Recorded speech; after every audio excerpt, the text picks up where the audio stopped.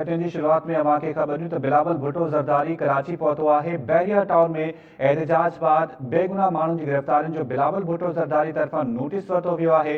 बिलावल भुट्टो ज़रदारी वॾे वज़ीर सैयद मुराद अली शाह खे हिदायत कई आहे त केस में जांच कयो त को बेगुनाह जेलनि में त नाहे। जेकर को बेगुनाह जेलनि में आहे त उनखे आज़ाद कयो वञे। अवां खे आगाह कयो पिया बिलावल भुट्टो ज़रदारी कराची पहुतो। बहरिया टाउन में एहतजाज बाद बेगुनाह गिरफ़्तारियुनि जो नोटिस वरितो वियो आहे। वहां के खबर नाज़रीन पीपी चेयरमैन बिलावल भुट्टो ज़रदारी कराची पहुतो है। बिलावल भुट्टो ज़रदारी वॾे वज़ीर के हिदायत कई त केसनि के हवाले से जांच कई वञे त को बेगुनाह जेलनि में त नाहे। इन हवाले से बिलावल भुट्टो ज़रदारी नोटिस वरितो है। बिलावल भुट्टो ज़रदारी कराची पहुतो। बहरिया टाउन में एहतजाज बाद बेगुनाह माण्हुनि जी गिरफ़्तारियुनि जो नोटिस पिणु वरितो वियो आहे। बिलावल भुट्टो ज़रदारी वॾे वज़ीर के हिदायत कई है त केस में जांच कयो त को बेगुनाह जेलनि में कैद त नाहे। अपडेट्स मालूम कयूं था दोदो चानियो खां। दोदो छा अपडेट्स आहिनि? बिलावल भुट्टो ज़रदारी गिरफ़्तारियुनि जो नोटिस वरितो आहे।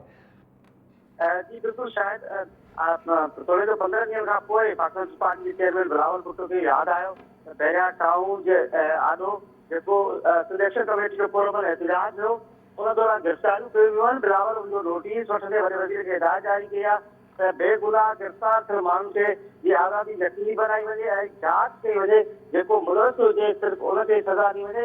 बिलावल चवणो त हिन धरणे दौरान हिन एहतजाज दौरान जेके बेगुनाह माण्हू गिरफ़्तार थिया आहिनि अगरि त उहे फौरी तौरु आज़ाद कया वञनि उनजी आज़ादी जो बंदोबस्तु कयो वञे।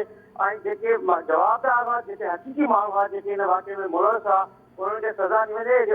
बिलावल भुट्टे अहिड़ियूं हिदायतूं जेके आहिनि उहे सिंध जे वॾे वज़ीर सैयद मुराद अली शाह खे ॾिनियूं आहिनि। बिलावल हाउस जे तर्जुमान मौजूदु बिलावल अॼु कराची पहुतो आहे। इस्लामाबाद में बजे इजलास जे सिलसिले में अॼु कराची पहुतो आहे। कराची पहुचण खां पोइ हुन इहे हिदायतूं ॾिनियूं आहिनि त बहरिया टाउन एहतजाज दौरान जेके बेगुनाह माण्हू गिरफ़्तार थिया आहिनि उन्हनि खे आज़ादु कयो वञे ऐं जेके हक़ीक़ी जवाबदार आहिनि उनखे जेको आहे उनखे ई उन केस में सज़ा ॾिनी वञे।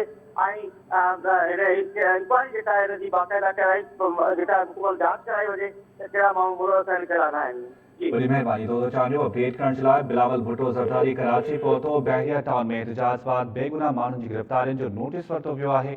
बहरिया टाउन वारे वाक़े खां पोइ केतिरनि ई कारकुननि खे गिरफ़्तार कयो वियो आहे जंहिंजो बिलावल भुट्टो ज़रदारी नोटिस वरितो आहे।